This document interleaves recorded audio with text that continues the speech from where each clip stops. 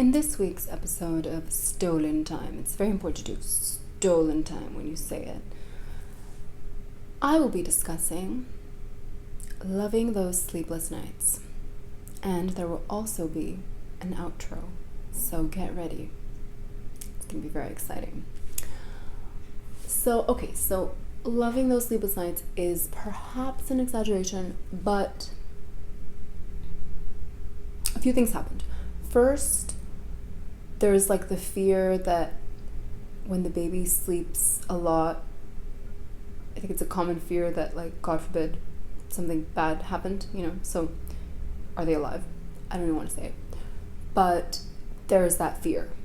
So when he wakes up, there's a part of me that's great, I didn't want to go over there and peep over there and wake him up by mistake. So I was kind of in bed, waking up when he should have woken up. And, he wasn't.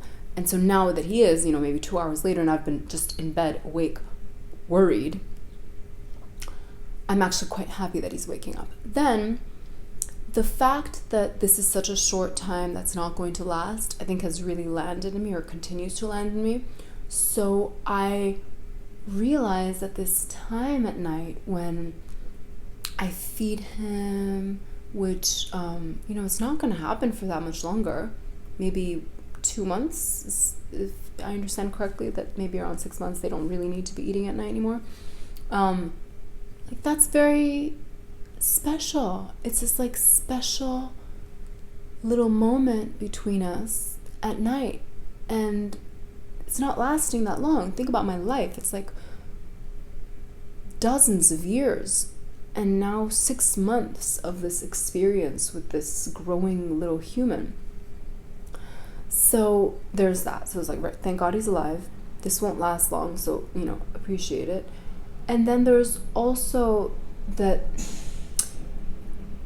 not only that it won't last that long, but there's this very special thing that happens where you're waking up and he's waking up, and in the middle of the night you're kind of coming together, which, this sounds disgusting, but it's almost like having sex in the middle of the night with your partner, when you kind of groggily wake up, maybe have sex and just go back to bed. Okay, that's a disgusting analogy, but the idea being that it's this intimacy that's shared when you're both half awake, and I think that's really fucking precious. So there's that.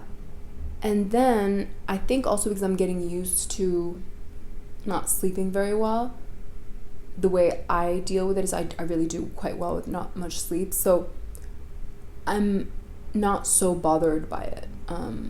If he sleeps fine overall, I realize that I feel quite good in the morning. But if the little baby doesn't sleep well, that's when I'm really tortured. And I think that is called the maternal guilt, which I'm starting to experience, and I will talk more about next time.